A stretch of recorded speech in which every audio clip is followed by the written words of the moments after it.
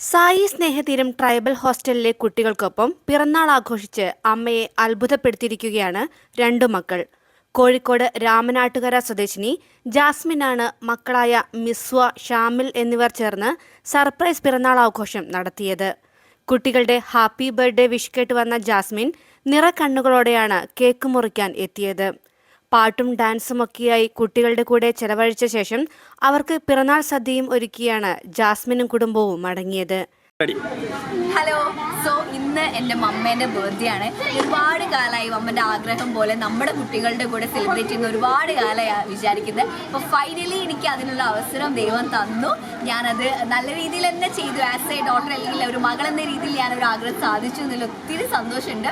നമുക്ക് ഒരുപാട് ആഗ്രഹങ്ങൾ ഉണ്ടാവില്ലേ. എൻ്റെ ആഗ്രഹം ഇതൊക്കെയാണ്, മമ്മനെ എപ്പോഴും ഹാപ്പി ആക്കി നിർത്താന്നുള്ളത്.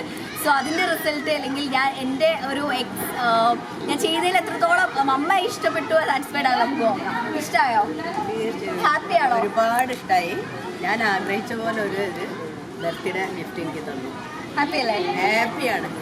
ഇതുപോലെ എനിക്ക് ഒരുപാട് ബർത്ത്ഡേസ് ഇതേപോലെ അടിപൊളിയാക്കി സെലിബ്രേറ്റ് ചെയ്യാനുള്ളൊരു വിധി എനിക്കും ബർത്ത്ഡേ സെലിബ്രേറ്റ് വിധി മമ്മയ്ക്കും ഉണ്ടാവുമെന്ന് ഞാൻ ആഗ്രഹിക്കുകയാണ്. അതുപോലെ നമ്മുടെ കുട്ടികൾക്ക് ഒരുപാട് നല്ലൊരു ഭാവി ഞാൻ നേരുകയാണ്. And thank you so much.